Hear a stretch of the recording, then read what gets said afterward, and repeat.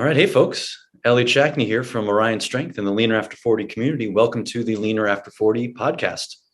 As you can see, special guest here today. I'm really excited to talk to him. This is Benjamin Brown.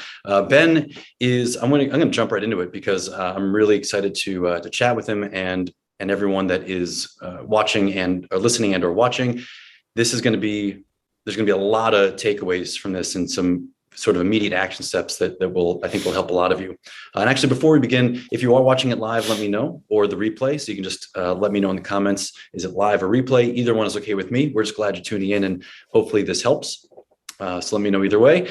And so like I was saying, Ben here is the owner and head coach at BSL Nutrition. He is an expert in nutrition and training and program design. And he specializes in working with people who want to build a better body and create the energy to show up for their family and community without adding more to their plate. So if you have a busy professional life or personal life or kids or family or 12 dogs, you want to be able to see these changes without adding a whole bunch of mental bandwidth.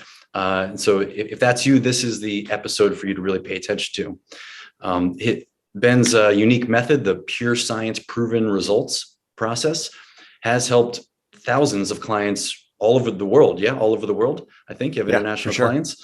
Yeah. Has helped them achieve more energy, more clarity, more confidence, and faster fat loss. And what's awesome is he really delivers it with no nonsense guidance. He's gonna be straight to the point with you and get it done. And there's no fad diets or crash diets and no excessive workouts. And what I really love about his method is that it really does make smart nutrition simple. And it allows you to finally take control of your nutrition and your fitness and your lifestyle habits in a way that fits a busy schedule. And, just plain and simple, he knows how to get results. And I've been incredibly fortunate to have him as a friend and a colleague over the years. And I've even gone to him for help with, a bunch of times when I've been stumped on something with a client. And so I'm honored to have him here with us today. And so here he is, Ben Brown. Cue the roaring applause. Dude, that was a heck of an intro. Thank you so much. I really appreciate it. I'm honored to be here and excited to share, hopefully, some valuable information with your audience. I'm excited too. We talk a lot, ourselves about this stuff, and this is, and we teach it to, we work with it with our clients, and it really is stuff that we do this because we want everyone to know about it. And so this is great that you're kind of letting the audience in behind the curtain with your process and how you've helped clients get results. So I'm excited for them to hear it too. Yeah, man. You hit the nail on the head. And, with our company, BSL Nutrition, we believe that your health determines your freedom. And within that is the best thing that we can do is give you the information and the ability to apply that information in a realistic way.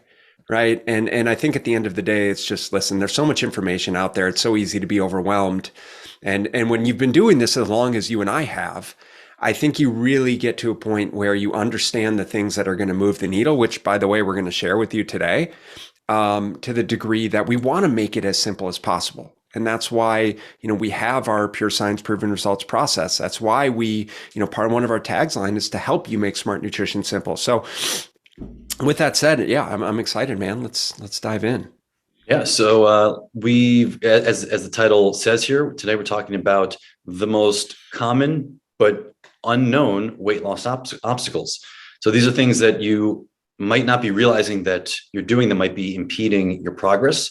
A lot of stuff that just kind of it just kind of happens. And maybe it's either sort of a selectively forgetting that you're doing it, or you might just not realize that you're doing some of these things and then some action steps to correct it.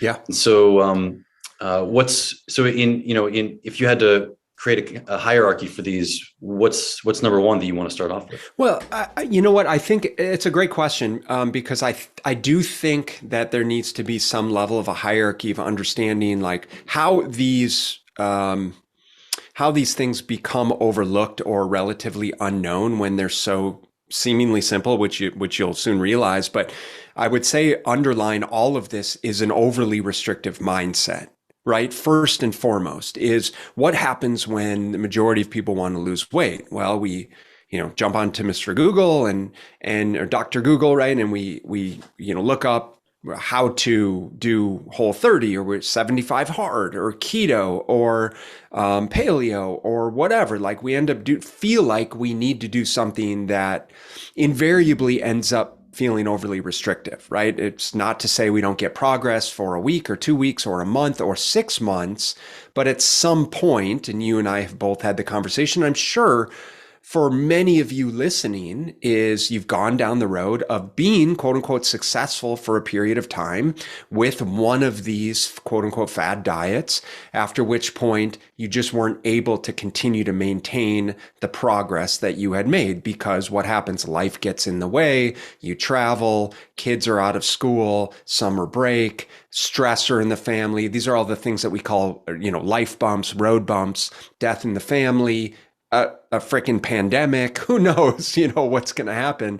But the reality is that when we approach these things from an overly restrictive mindset, that in and of itself, psychologically speaking, can be a significant limiting factor to progress, right? We can make progress for a short period of time, but all of the research would suggest that it's very difficult to maintain for any substantial period of time. And that's why I've kind of alluded to some of the more low-hanging fruit as being the things that are going to move the needle in the most realistic way that we can start to dive into. And within that, Elliott, is a few different things relating to one, just caloric intake is seemingly simple ways to manage the amount of calories that we're taking in, as well as the amount of calories that we're expending.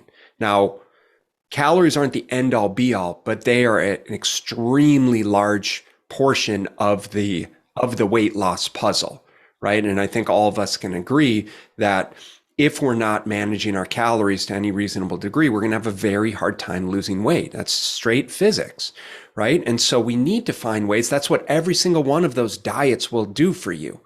Right? If you intermittent fast and you just skip a meal or two per day, well, you're automatically reducing your calorie intake. If you go keto, you're eliminating entire food groups, right? If you go paleo, you're eliminating all of these processed foods. That's a lot of calories, so on and so forth. I think you get the idea. And so any way where we can more realistically, again, because we work with a lot of highly driven and busy mothers and fathers that are, again, just looking for reasonable ways to start to move the needle without having to go full ham and getting burnt out.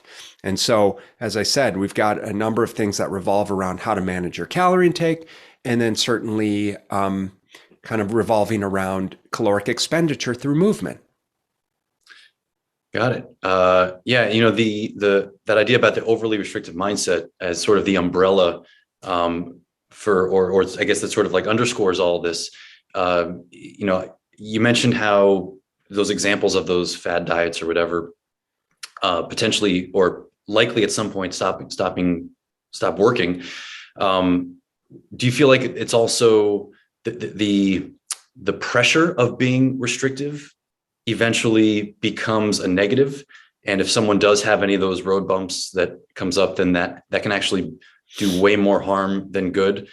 They might enjoy, or they might think they want this very clear plan, but if anything goes awry, then do you find that clients really kind of spiral because of that? Yeah, 100%. I mean, we need something that fits within our lifestyle. And as much as we'd like to relegate ourselves to being the type of person that's myopically focused on, sticking to a certain meal plan and avoiding certain foods and only eating these food groups and, having all of this structure, or at least believing that that's what needs to happen, that's just not real life for the vast majority of people. Yet what we see in the media and on social media of all of these, influencers, so to speak, of having these very regimented diets. Well, the reality is they probably also don't have, this is in all likelihood their profession. They're already genetically blessed. They've been doing this for years and years and years. They've been strength training for, a significant period of time. It just doesn't align with what the average American and probably for what most of you that are listening to this conversation align with. It's just not reasonable, nor practical, nor necessary. So much so that when we go down the road of overly restrictive eating, psychologically speaking, it's perhaps the most damaging, because anytime you tell a human that they can't have something, invariably that's the very thing that they're going to want. That is just human nature, right? And part of human nature and part of what's built into our DNA and our physiology is the desire for sugar, for fat, for the stimulus that those things create in the brain, right? Which lends itself to almost needing to have some of those things in our diet to create that sense of flexibility and freedom, which, listen, most of us want to have those things within reason anyways. And so I think it's really important to approach a sort of dieting mindset instead of all or nothing. First and foremost, let's identify the things that are perhaps what I call the low-hanging fruit, or the things that we can make the biggest change with the least amount of effort.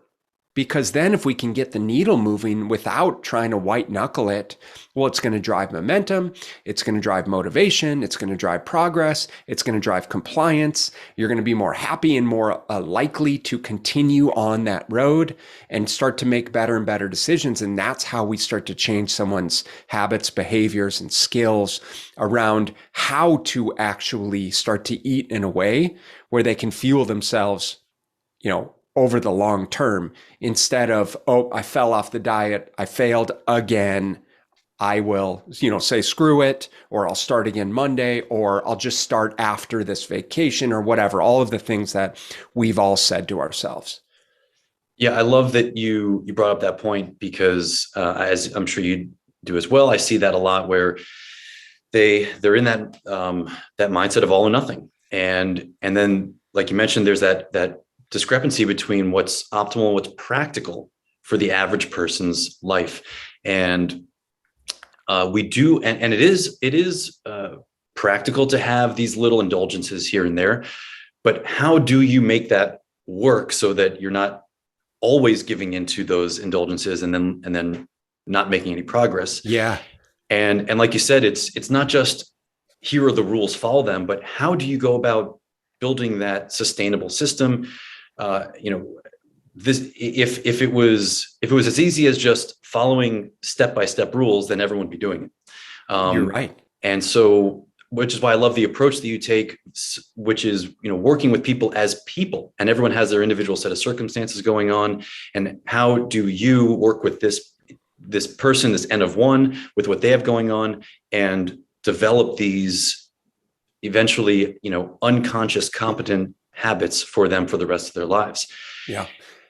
And getting back to, you're talking about calories, and that is one of the, if not the biggest limiting factor in one way or another. And again, a lot of times it's because of maybe not realizing that people are eating more than they are, or just not paying attention. So in terms of that and the caloric intake, what's one of the biggies that you see holding people back in terms of, how much food they're eating or not paying attention to their food? Yeah, first and foremost would be the numbers of meals and snacks that people are eating throughout the day. And so it's not uncommon for many of us to have our 3 square meals and then another, 3, 4, 5 snacks throughout the day, which can be anything from, a piece of fruit to a Starbucks drink to a pastry to a handful or multiple handfuls of nuts to, the dessert and then the popcorn and then sort of the, numerous things after dinner when you guys are watching Netflix, right? So much so that for many people, they find themselves eating actually all day long. And regardless of whether or not their food choices are quote unquote healthy, doesn't really matter, because even if you're eating healthy food, so to speak, the calories can still easily add up to be far more than what you need to be in a calorie deficit if you're trying to lose weight. So one of the things we see and identify very early on in the coaching process is, listen, how many times a day are you eating, right? Because if it's anything above 4 times a day, it's probably too much. And within that, is what we often discuss is not needing to differentiate between meals and snacks. Because the truth is that for most of us, if we're actually eating a reasonable meal that's built out with enough protein, and I'm sure you've talked about this plenty in your group, of getting enough protein at your meal, having some fibrous vegetables that are going to take up room in your stomach and give you the feeling of fullness and provide nutritional value, and even including some starchy carbohydrates, or even a dessert. If we're getting enough at these meals, we shouldn't be experiencing hunger for another 3, 4, 5 hours in between those meals, right? So much so that we shouldn't need a snack. And if we feel like we do, if we're actually hungry, right, then we probably didn't eat enough of what I just described, usually protein. But more often than not is we're actually just bored, tired, stressed, anxious, thirsty, or looking for some opportunity to have some sort of brain stimulus that doesn't involve staring at the computer screen, right? For the vast majority of us. And so I think it's so important when you mentioned earlier, Elliott, around how do you teach someone how to make these types of decisions and make it part of their lifestyle is, well, we're all adults and we all need to have the autonomy to learn how to manage our hunger, our cravings, our mood, our meal portion sizes, right? That takes practice. Just like anything else, it's a skill that we have to develop, right? To the degree that when we build out a meal and we consume it and we realize we're actually hungry 2 hours later, well, okay, that's a great observation that we can make to say, what can I do differently at that meal? Maybe we just had a bagel with cream cheese and some orange juice, and all of a sudden you're hungry and you need caffeine and sugar again after an hour or two. Okay, well, maybe we need to ramp up the protein at that meal. So all of these things give us the opportunity to start to create more awareness and use these experiences as helpful observations and learning experiences to then start to make better decisions more frequently, which invariably you do that long enough and you can really start to determine, okay, I'm my own best nutrition detective, right? And I can determine what's going to work best for me. And of course, we can be your co-pilot on that journey because we've done this hundreds of times before and kind of help point you in the right direction. But ultimately, you're the one steering the car. Right? We can say kind of, here's what works for most people, but you can refine as needed. And then ultimately what happens is, all right, if I'm eating more meals and I'm snacking less, well, then invariably we end up managing our calories more effectively. And just a quick story for you as an example, we have a client named Dave, and Dave was, he submitted his check-in sheet to us this week. And Dave just started kind of paying attention to his calorie intake.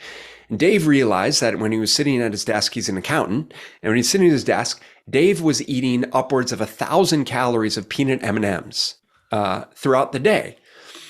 Just, snacking, like, and so obviously for Dave, we could say, hey, Dave, go keto, cut out carbs, start intermittent fasting. But wouldn't it make more sense for someone like Dave, who doesn't want to do any of that, by the way, despite the fact that he thinks he needs to lose weight, to just say, hey, Dave, what if you just ate half the amount of peanut M&Ms? Well, that would save 500 calories a day. That could be up to a pound a week for the average person, to say nothing of his alcohol intake, to say nothing of the other snacks that he was consuming throughout the day.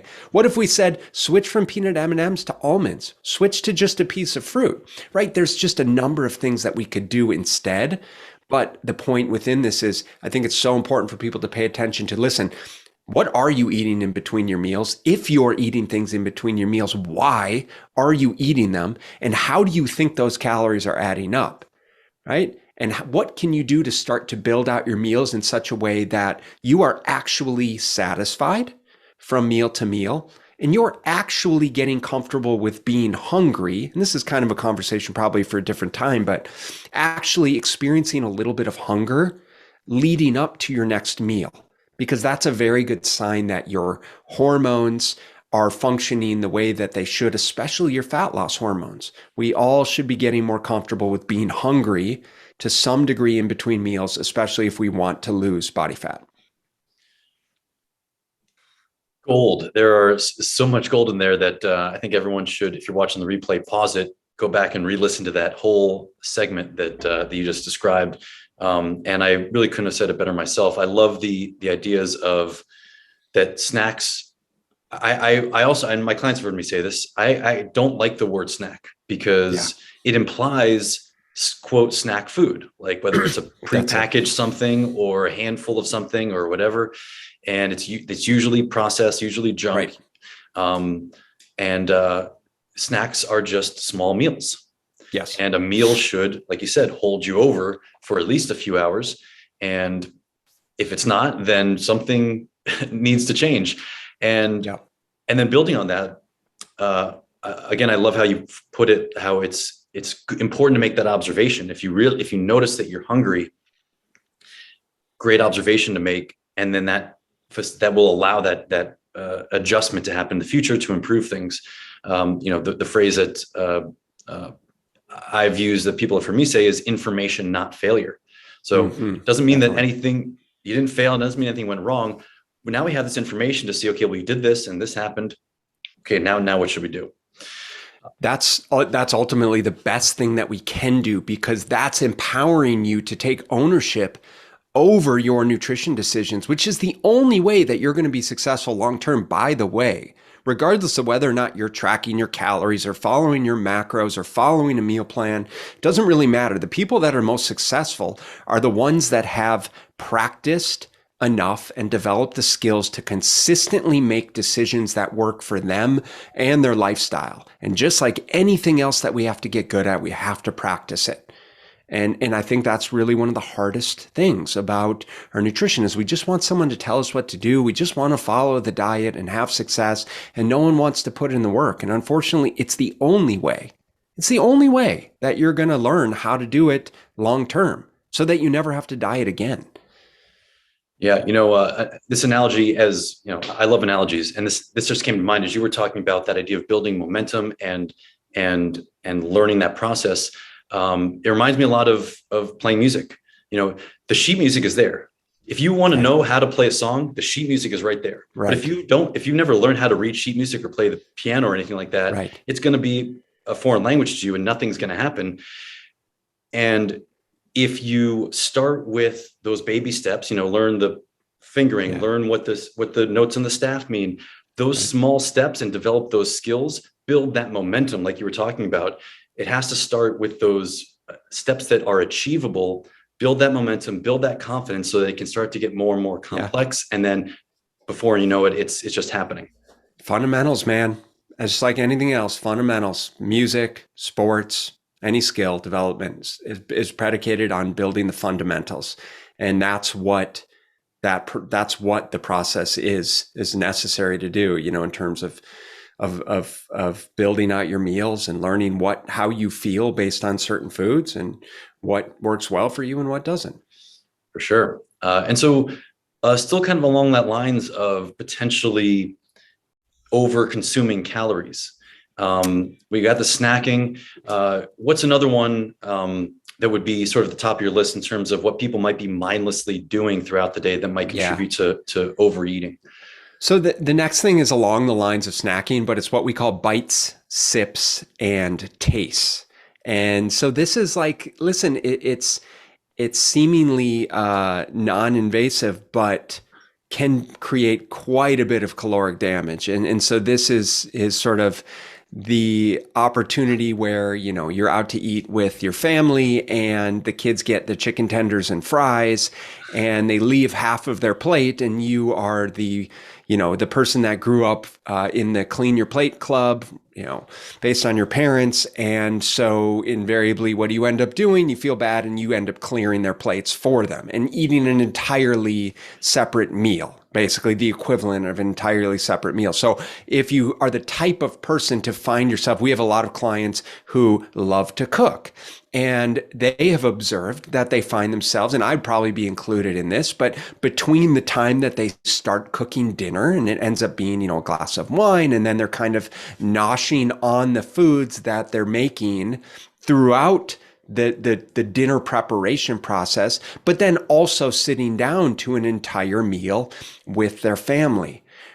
So the bites, the sips, the tastes, all of those calories can really, really add up. I mean, just think about, a couple chicken tenders and a handful of fries. It could easily be 400 or 500 calories that you're tacking on to your day, to say nothing of what other things that you're doing. And so we often see this. And so just creating some awareness and the observations around this gives you the opportunity to start to check in with your existing behaviors.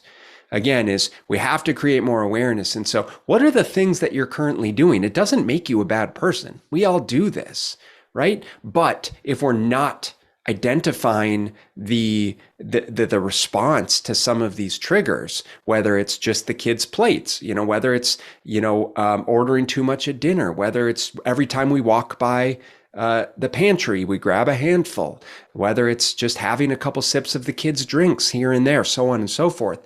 We need to check in with ourselves and identify what those situations look like so that we can start to make more informed decisions around how we want to navigate those in a more reasonable way so that we can more effectively control our calorie intake.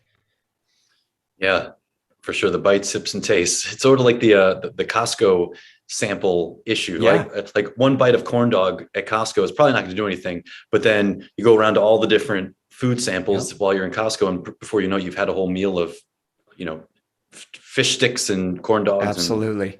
Absolutely. And, there's so many different scenarios that you can walk through. You go to any kind of party and there's just like a buffet out there. And it's like, you can just have little tastes all night long, but it can end up being a tremendous amount of calories. So having some objectives, having a plan in place, having some structure, knowing what portion sizes look like, and knowing when enough is enough for you is part of the fundamental process of ensuring that you're making the right decisions to support the goals that you said you have. Mm-hmm.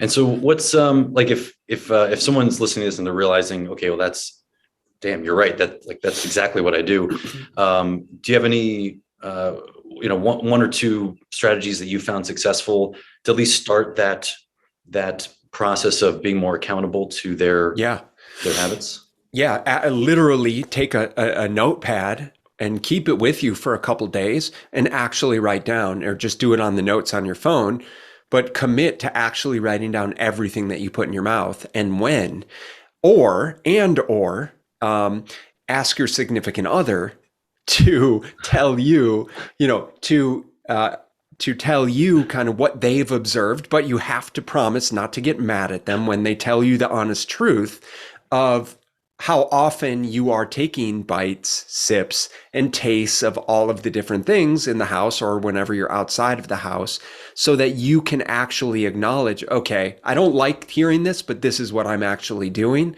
And once you can acknowledge that, you can then start to make some informed decisions around, okay, now that I'm aware of it, I'm actually going to be cognizant of my environment. So many people just don't realize it's this unconscious eating pattern when they're nervous, when they're anxious, when they're stressed out. All of a sudden, they find themselves halfway into the bag of chips. And they're like, what happened? I didn't even know how I got here. That's why we need to start to understand these situations, right? Start to learn how to be present in these situations. Start to understand what was the trigger, what was the stimulus, Elliott, that contributed to me wanting to dig into the chips or start eating off of my kid's plate. And, what's the typical behavior? Obviously, it's the eating or digging into the chips when I'm stressed out or whatever. And how can I insert some logic and reason to bridge that gap, right? To create some space between the stimulus and the response so that we can start to change that feedback loop so that I can understand is every time I'm stressed, I want to turn to, the chips or the chocolate, right? The salty or the sweet. And instead is I'm going to start a new behavior of going and practicing the piano, or I'm going to go out for a quick walk, or I'm going to listen to some music, or I'm going to do some jumping jacks or push-ups, or, I'm going to drink some water, right? Anything to start to change that feedback loop, because the more that we can practice and reinforce that, the more we start to actually change our behaviors. And that's what behavior change is all about. Absolutely. When you were mentioning those two options in terms of being more accountable for those little habits, would you ever suggest the significant other just smacking the chicken tender right out of their mouth, just definitely like not. In the moment? Okay. Unless you want to get punched in the face. That doesn't seem like that would go off very well. Making a note of that. Okay. At least I don't think my wife would appreciate me smacking the chicken tender out of her. That would not go over well. So definitely don't do that. Okay, copy that. It's funny because you're talking about making that connection to these behaviors, and I know that I've done it myself when, like, at the end of the day, when I sit down on the couch to watch TV or something, my first thought is I want to be sitting there eating something while I watch TV. And I'm sure a lot of people can relate to that as well. And I've had to make that connection, like you're talking about, like, oh, wait, I'm just sort of mindlessly, I've made this Pavlovian association between watching TV and eating some type of snack food. And so that right there, like you said, can be a huge shift in habits and caloric intake.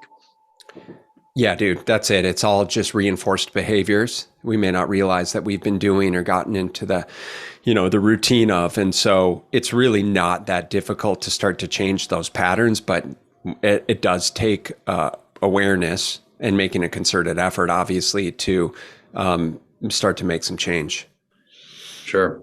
So we've been talking a bit about food. I think earlier on you mentioned something about alcohol being a contributing factor. You want to elaborate on that? Like, what do you see? Yeah, I mean, how do you see that playing out? Alcohol is always the elephant in the room.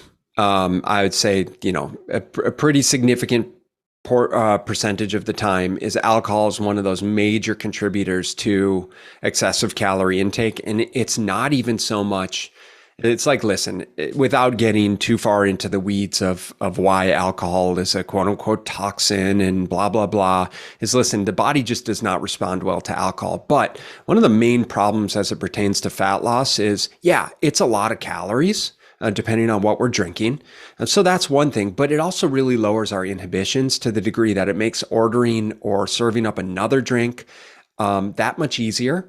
And then what often comes with alcohol is the likelihood of you digging into that bag of chips or ordering, the nachos or digging into the bread basket, or then even more likely to start to eat food off of the kids' plates. So it's really sort of the thing that perpetuates all of the other behaviors that we just talked about, the snacking, the bites, the sips, the tastes, in addition to really setting up a vicious cascade of poor sleep, poor blood sugar regulation, poor insulin response, which lends itself to more cravings, poor, carbohydrate sensitivity, and so on and so forth. Right. So that's really the main problem. And so oftentimes what we talk about is, listen, depending on how serious you are, I mean, really only 2 to 3 drinks per week seems permittable from a fat loss standpoint. Everyone's starting from somewhere different. And so if you're drinking a bottle of wine a night, then maybe backing off to 2 glasses would be a huge step in the right direction. Again, we are all about this not taking an all or nothing mindset. But the key is that you are actually aware and acknowledging how that alcohol is contributing to your lack of progress. There's no need to jump on a restrictive diet if you're drinking a bottle of wine a night. Instead, just start to make cutbacks there. And then you can, again, start to focus on the other low-hanging fruit. Yeah, I love that approach, which, very similar to your example of was it Dave who was eating the M&Ms? Your method of let's get that let's address that low hanging fruit without being ultra restrictive. Is it 1,000 calories of M&Ms? Well, let's try cutting that in half. Let's start with that. Get some momentum and progress there. You're drinking a bottle of wine a night. Maybe it's a couple glasses a night, and you can go from there. It doesn't mean that there's not still progress to make down the road, but those initial first steps will get them to see some progress without overhauling their life and their diet, and give them that momentum and confidence to keep going to the next step and the next step. Yeah, I mean, listen, at the end of the day, it's not even so much about the alcohol per se. It's about what's the stimulus? Why are we drinking in the first place? If we really wanted to get down to this, why are we eating in the first place? Why are we eating all these stimulating foods? Yes, they taste good, but what are we trying to satiate beyond our appetite? Right? Are we stressed? Are we sad? Are we anxious? Are we just unhappy in our job? It's like, why are we drinking all of this alcohol? Because it's not making you feel better. We know it's only perpetuating things. So, some of those are really ultimately the hard conversations that need to be had.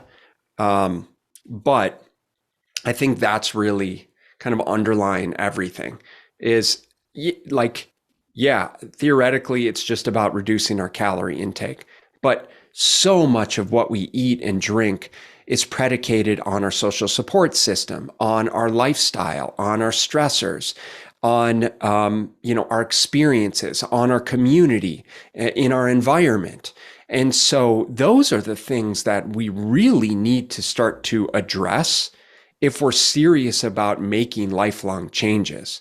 Because you can change everything, but if you're still surrounded in a house with junk food and alcohol, you're only going to be able to white knuckle it so far.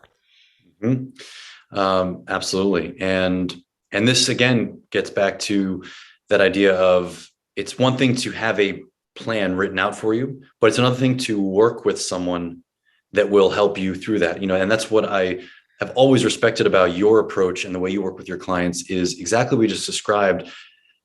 You having those conversations with your clients. Why are you eating these things? Why are you drinking this much? Because there almost always is something underlying that. And if you really want to make these permanent changes and major changes, it's about digging below the surface to seeing what's actually going on. What's the why behind that? And again, that's what I think makes your approach so life-changing for people is that you actually have those conversations with people. Yeah. I mean, ultimately those are the tough ones, but when you've been doing this, it is tough. Yeah. When you've been doing it this long, you start to see the patterns. And it's like, we're all smart. We're all adults. We can all make good decisions if we want to. We all know alcohol's bad for us. It's like, there's another reason why we're drinking. And so until we address that elephant in the room, then we're probably still, if it's not with alcohol, we might have a problem somewhere else, And so it's just the way that it is. And it's okay. We all deal with this stuff. But the fact that you hate your job, right? The fact that you have a terrible relationship with your spouse or with your parents or whatever, like we've all got this, these things. So that's a big part of it. For sure. So we've covered some food stuff. We covered some beverage stuff. What about on the exercise movement side of things? What do you see holding people up in that realm? Again, is trying to keep things as simple as possible. Is just generally speaking, a massive lack of physical activity. Like plain and simple. Like I don't care what you do, whether you go to the gym and strength train, whether you do spin classes, whether you do Peloton at home, yoga, booty, ballet, doesn't matter. Most of us just walking. Like we just need to be moving more frequently throughout the day in any capacity.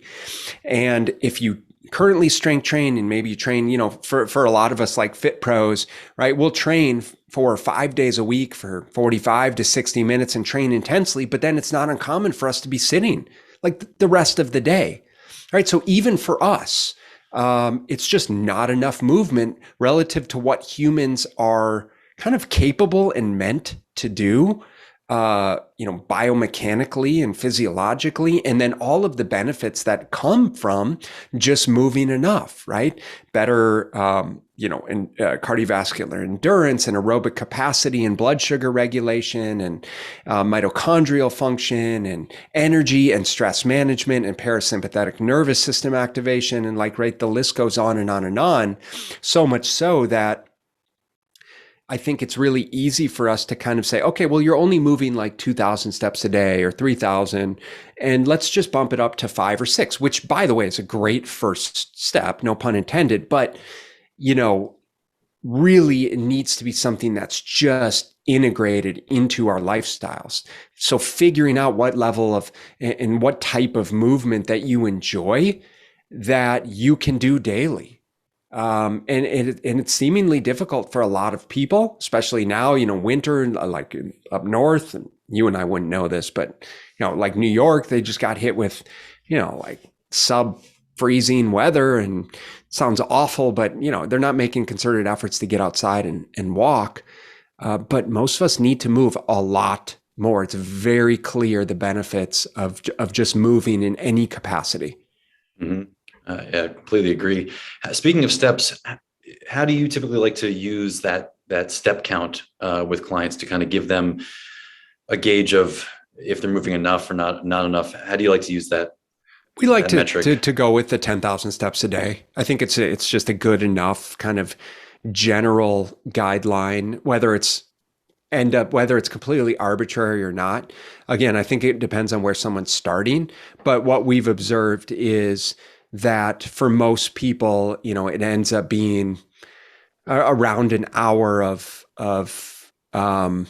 walking accumulated somehow throughout the day. Now, whether they're just physically active in general and kind of find themselves moving around all day, or they are a desk jockey and need to actually make concerted efforts to get up and move for 5 or 10 minutes every hour or whatever, that seems to be a good kind of baseline. And then depending on how aggressive they are with their fat loss goals, that can start to titrate up in addition to sort of the intensity of the exercise, as well as kind of the length of their strength training sessions and so on and so forth. But for most people, just starting to push and progressively increase to somewhere around 10,000 steps a day seems to be a really good approach to moving in the right direction.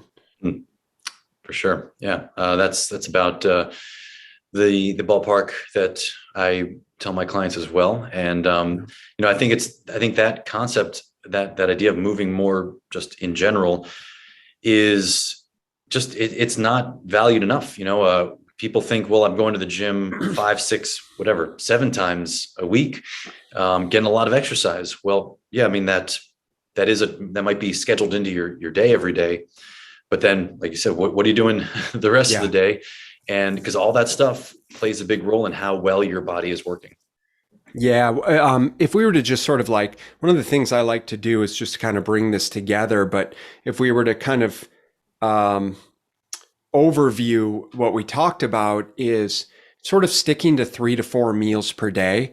And one of the things that seems to work really well in terms of making sure that you're eating enough at your meals, but also getting enough movement, and also potentially overcoming some of the cravings that we have for, say, dessert or snacking in between, is to leverage the movement with your meals. And so having a meal and then going out and moving for 10 or 15 minutes after the meal. So eat a meal, go out for a walk. And it seems to really be beneficial in terms of aiding in digestion, aiding in, sort of absorption of nutrients, blood sugar regulation. Because we're moving, we're more likely to absorb those kind of sugars into the muscles in the liver versus storing them as fat.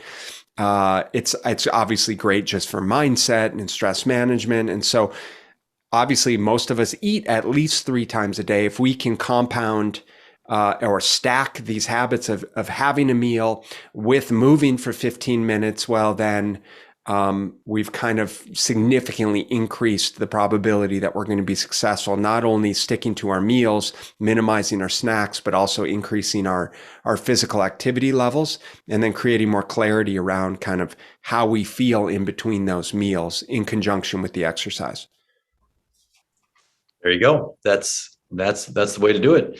And again, like I said at the beginning, what I love about your approach is that it's simple and it is achievable, and like kind of tying it back into the very first thing we talked about, not having that overly restrictive mindset and starting with these achievable habits or steps, but hitting those points that you just mentioned will take you most of the way there, pretty much, or a good chunk of the way there.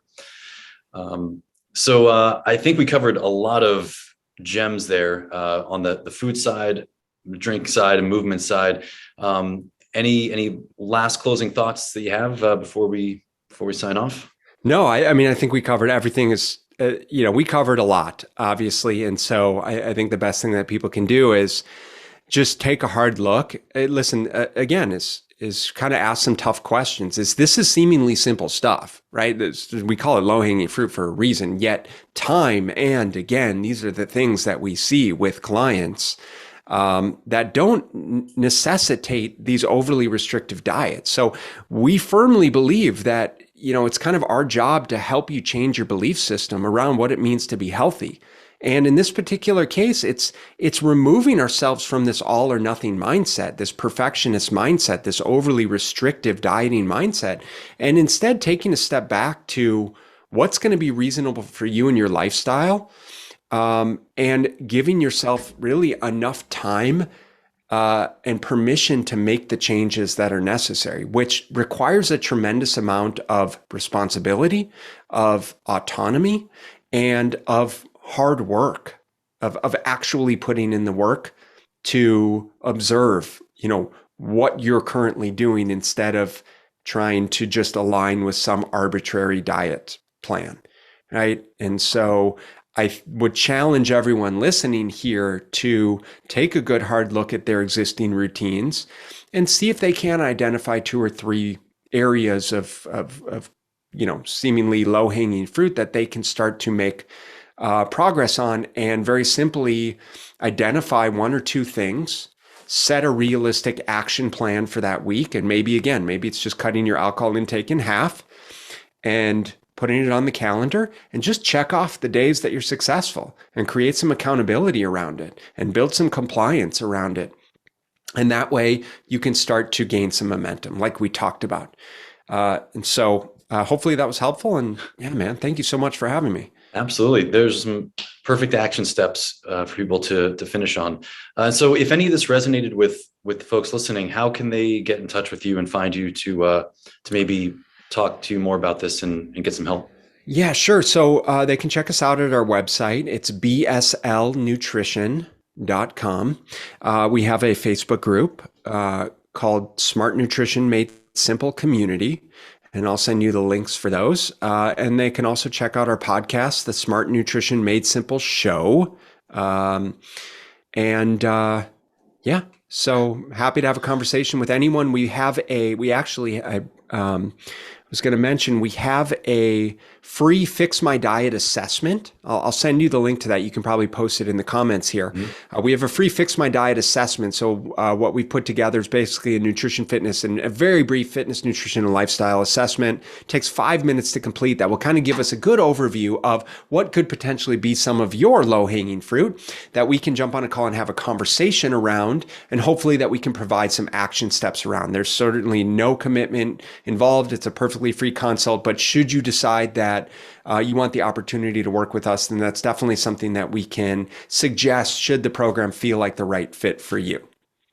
Excellent. Yeah, definitely send me the links. I'll put those in the comments for the group and that free assessment. And man, Ben, it is always a pleasure chatting with you. And thank you for spending the time and sharing your wisdom. Pleasure, man. Thank you so much for having me. It was an absolute honor. Appreciate you and everything that you're doing. And I appreciate your community. So thank you guys for taking the time to listen. Absolutely. So Everyone, this has been the Lean After 40 podcast. I will see you in the group. Thanks.